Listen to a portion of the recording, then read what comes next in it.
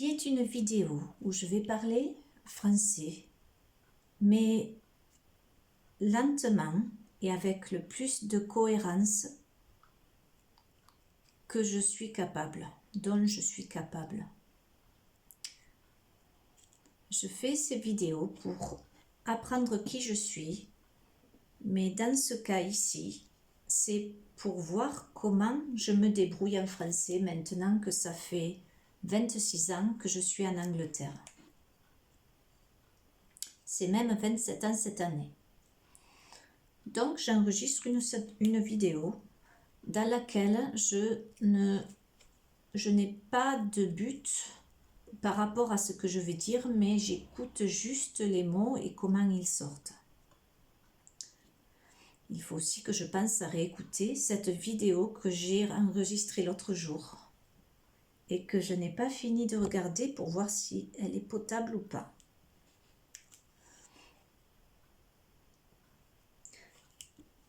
Il faut donc que je parle constamment, sans trop de gaps, comment on dit les... Oh ben là, il n'y a personne qui peut me le souffler, hein. Le gap, c'est ça, pas d'espace entre les mots, ou le moins possible. Voilà, ces châtaignes sont... Oh, elles sont belles.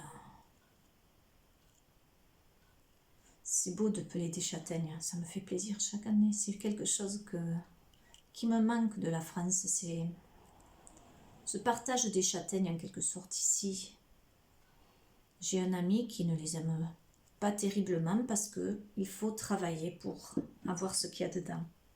Enfin, je ne sais pas si c'est la vraie raison. Je crois que si. Parce qu'il les mange quand on les lui offre pelés. Il y a des personnes dans notre monde qui n'aiment pas du tout faire de travail. Moi, ça me fait rire parce que c'est tout ce que je veux faire de ma journée. Moi, c'est faire du travail le plus que je peux. Accomplir les choses, finir les projets, si je peux. Il y en a beaucoup qui se finissent jamais d'ailleurs. Je vais parler d'un des projets que j'ai abandonné. Celui des perles. Mais vu que ce n'est pas très intéressant, ça va sûrement être un sujet qui va être très rapidement encerclé et fini. Les perles étaient quelque chose que je voulais faire à un moment donné. Je voulais apprendre la bijouterie, faire les bijoux, et j'en ai fait plusieurs.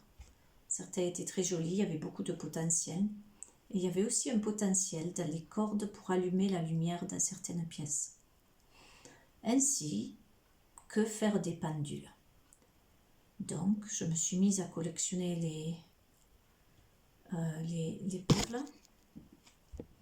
Et j'ai même fait une commande à une usine de perles en Inde. Ils étaient très sympathiques. Mais j'ai eu un peu l'impression qu'il y avait un peu d'abus des gens qui travaillaient là. Je ne sais pas qu'est-ce qui m'a fait penser qu'il se passait quelque chose de ce genre. Il y avait quelque chose qui tournait par rond, mais les perles qui étaient revenues. Il y en a une dont j'étais vraiment pas contente parce que sur la photo, on voyait de l'or.